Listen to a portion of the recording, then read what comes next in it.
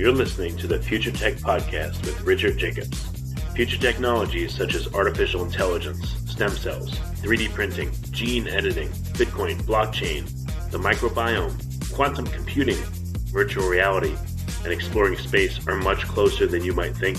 In fact, many early versions of these technologies are in play right now, and the companies that are using these technologies are the focus of this podcast. My goal for you, the listener, is to learn from these podcasts. You may very well learn something that may change the course of your life for the better, steer you towards a new career, or give you insight into addressing a thorny medical problem. Remember, this podcast and its content is informational in nature only. No medical, tax, legal, financial, or psychological advice is being given. If you've enjoyed the podcast, please listen, subscribe, like, and tell your friends about it. Thank you.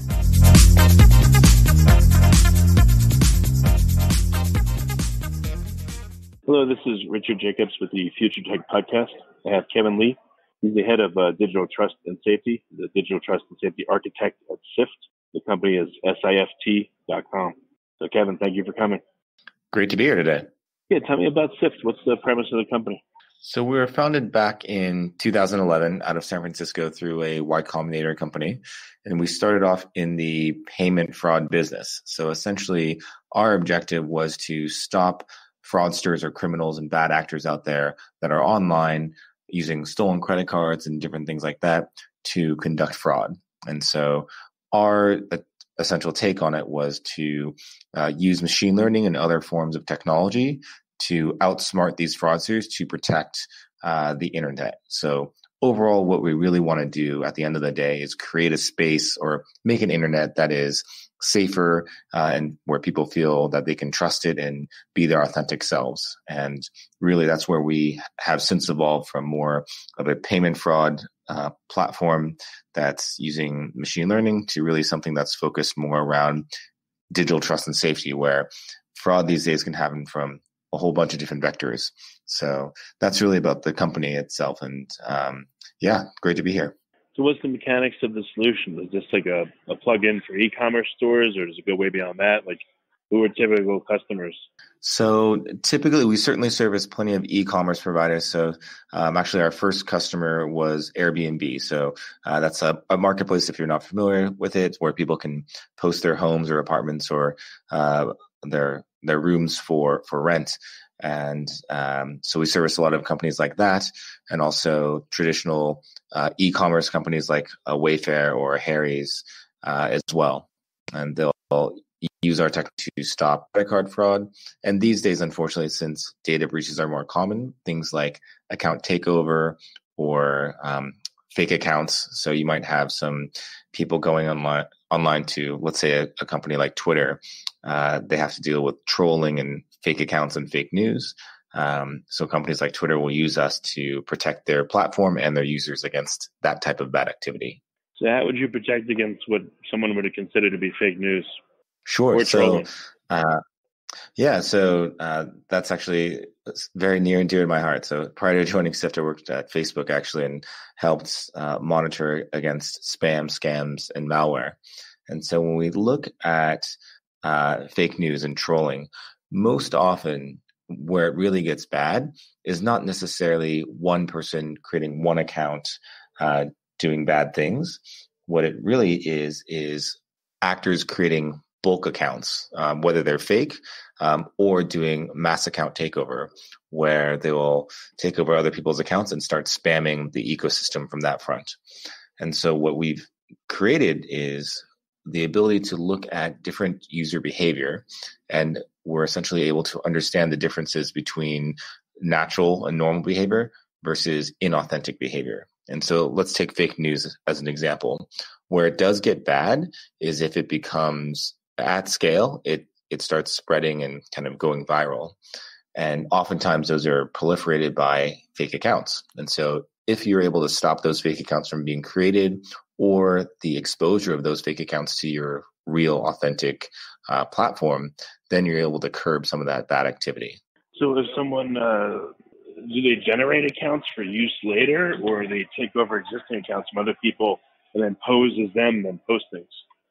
So from a fraud standpoint, it's usually the path of least resistance, right? So right now there's a mix, but if you can get away with creating hundreds or thousands of fake accounts and then posting bad or spammy content, you're going to do that as a fraudster. It's the easiest path in. Most companies, the good news is most companies have started adopting more advanced technology to stop that basic kind of scripting behavior. But the ROI from a fraud perspective is still high enough where the fraudsters have upped their game, where they're now either taking over accounts or doing more sophisticated types of attacks to circumvent those things. And so that's really where ATO starts to kick in, and where, unfortunately, from a damage control perspective, if you're a Facebook or a Twitter, for example, you could shut down those accounts, but hey, there's still a real user at the end of the day. So you have to do some remediation, clean up, and then return that account, hopefully in the same condition that it was prior to that exposure. How do you tell if an account has been compromised? Oh, sure. So there's a lot of different signals to look at. So one way I try to couch it is if, for example, you have an iPhone or an Android phone and you're using, let's say, the Instagram app or let's say Expedia or some other travel-related app, it's pretty astonishing how much information you as a user are passively giving to that app. So let's take Uber, for example. You can use it for rides and order food, etc. The way that you interact on that app is actually pretty much tailored to you. You don't necessarily share your app or your phone with too many other people. And because of that, you're able to establish some sort of pattern in terms of how you buy, how you consume, how you just use that app. And if there is an account takeover scenario, the behavior will certainly change. So let's say for Uber Eats, you order it once a week and the average order value is $50. If there is an account takeover, let's say suddenly you move from, I'm based in San Francisco, and you move from SF to Los Angeles or New York, and the average order value goes from $50 to $300. All those are really kind of telltale signs that something might be amiss or something's different here. And so you as a merchant or as a merchant of record may want to take a deeper look at what's going on there. What about looking at the language that the user, like the keyword cloud, and see if that changes dramatically, or the login location or other things? Sure. Certainly you want to look at things like IP, device fingerprinting, for example, time zone. So one of those signals that often maybe goes a little bit unnoticed. So let's say we're in that, let's go with that Uber Eats example where my time zone on my phone is set to Pacific Standard Time. English is the default language. If suddenly, even if I'm logging in from New York, maybe I have a New York time zone, maybe I have a Russian time zone, maybe my language settings for some reason have switched from English to Russian, but everything else looks normal. Those are all kind of good indications that something might be awry or amiss here. So let's say an example with DoorDash, where a user, if I'm using the app as a legitimate user, I'm coming from San Francisco, I'm coming from an Android phone. Then if suddenly my location changes to New York and my time zone changes to Russia, or the default language on my phone, let's say it's an Android phone, it moves to an iPhone, and the presets are to a Russian language. All those things are telltale signs that something might be amiss or awry. But there is a ton of passive data that users readily give up in order to use that app or go through that website. And all those things can be essentially mined for particular security purposes and monitor for fraud. Any really interesting or revealing type parameters that you can talk about that you found? So some interesting ones might be, so let's say you have an iPhone here.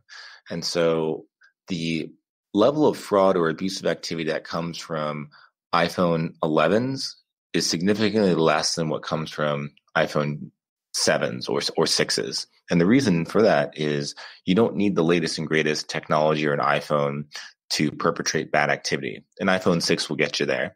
And so if you are the fraudster, as you're running your business, you have an ROI, you have overhead costs and things like that.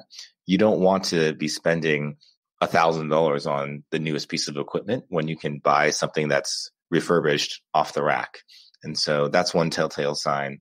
Another one might be if you suddenly, there's another one where if you switch from, let's say, one operating system to another. So if you move from an iOS device to an Android device or vice versa, that can be a sign of something's wrong. And another positive signal that something might be going on is if let's say you're staying within the same family, but instead of going to, let's say, an iPhone 10 operating system, you move back to an iPhone or a previous version, whether it's a browser like a Chrome browser, or if it's just an operating system within a particular family of devices. And so those are things that to a normal user, you may not think about, but from a fraud standpoint, definitely come to mind. Account takeover, trolling, that kind of thing.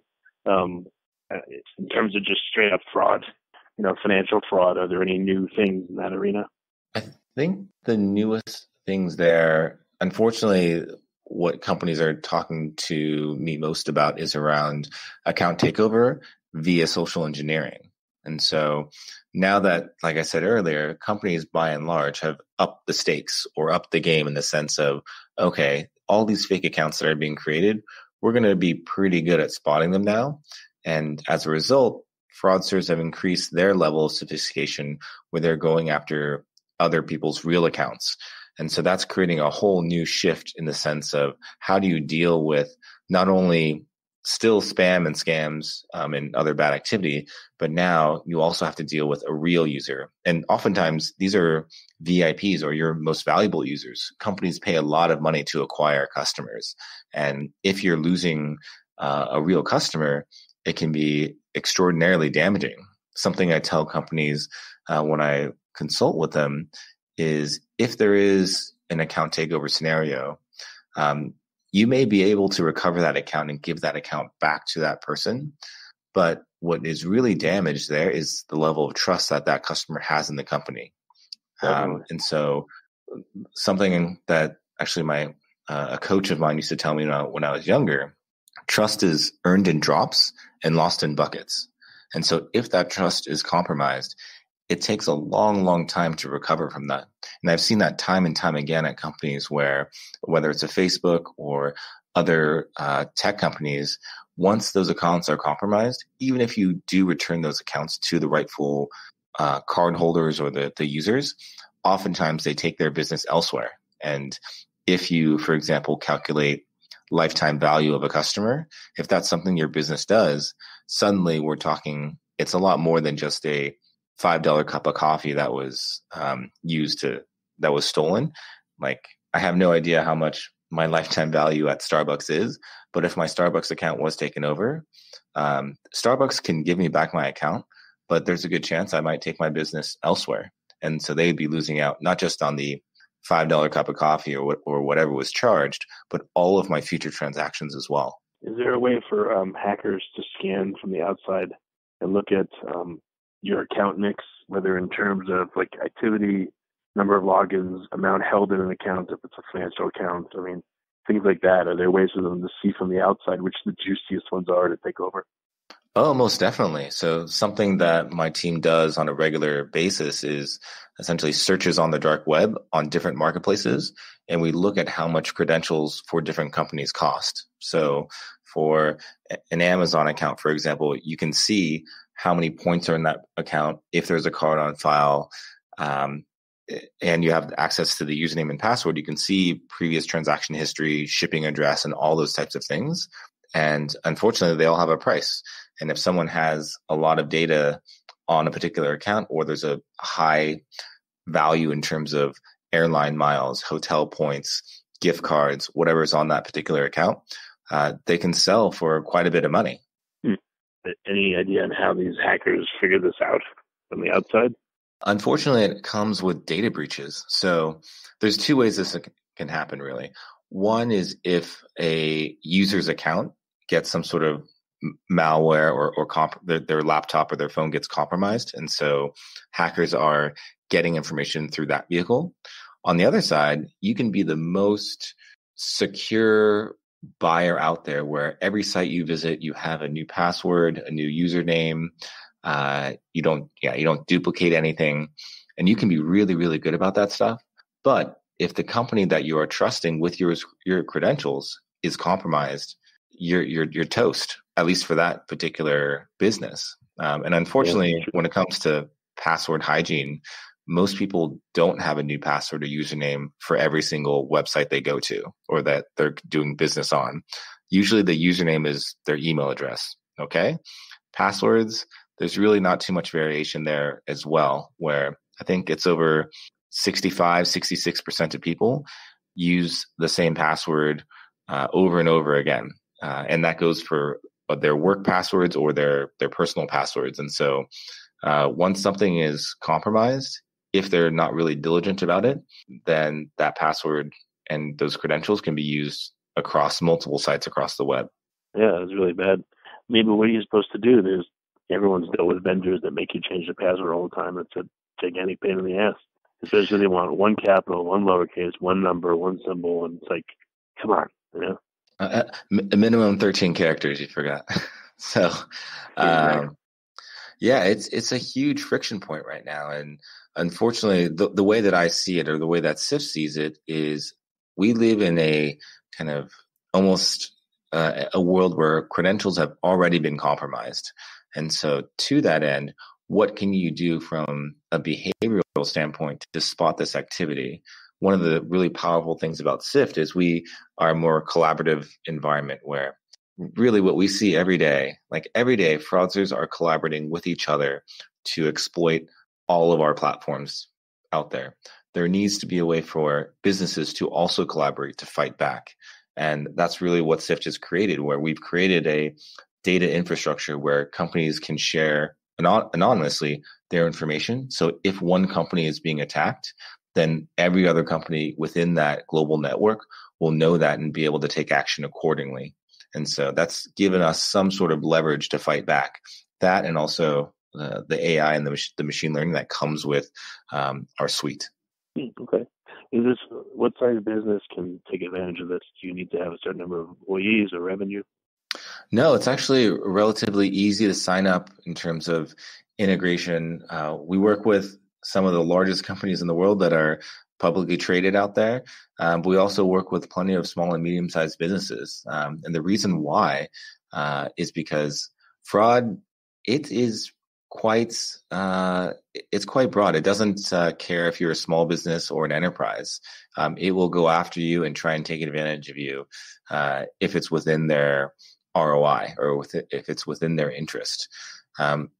Sift actually launched a survey not too long ago where if you, for example, are a fraudster and you conduct ATO activity, 92% of the time you are doing other types of fraud, which is to say some sort of payment-related fraud or content like spam or scams related fraud.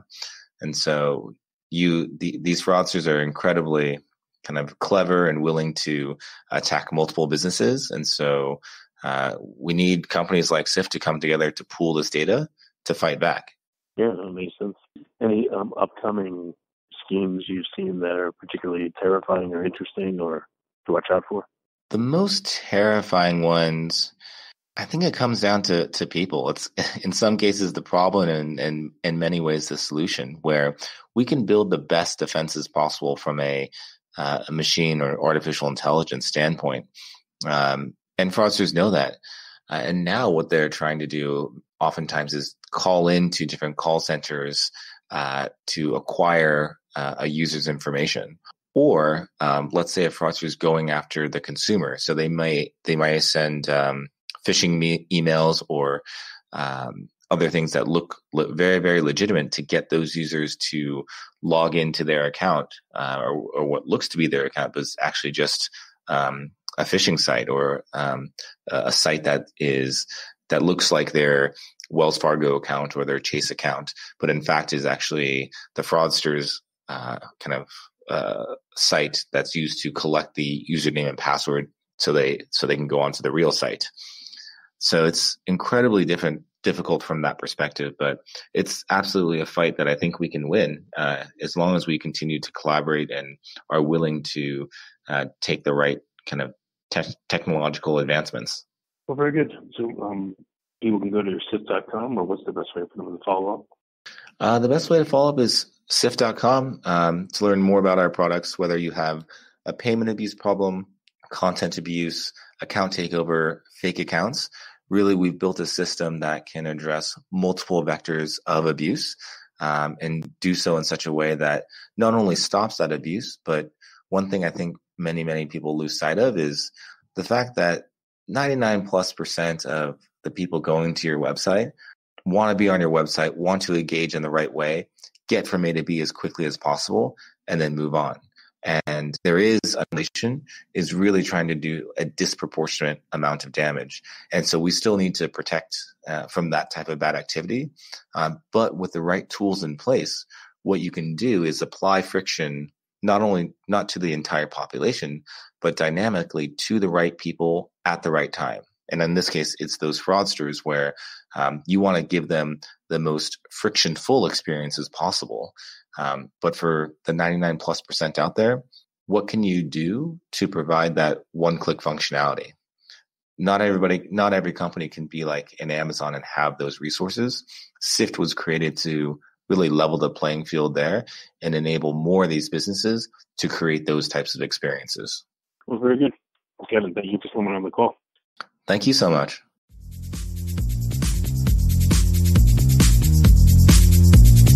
You're listening to the Future Tech Podcast with Richard Jacobs. Future technologies such as artificial intelligence, stem cells, 3D printing, gene editing, Bitcoin, blockchain, the microbiome, quantum computing, virtual reality, and exploring space are much closer than you might think. In fact, many early versions of these technologies are in play right now, and the companies that are using these technologies are the focus of this podcast. My goal for you, the listener, is to learn from these podcasts. You may very well learn something that may change the course of your life for the better, steer you towards a new career, or give you insight into addressing a thorny medical problem. Remember, this podcast and its content is informational in nature only. No medical, tax, legal, financial, or psychological advice is being given. If you enjoyed the podcast, please listen, subscribe, like, and tell your friends about it. Thank you.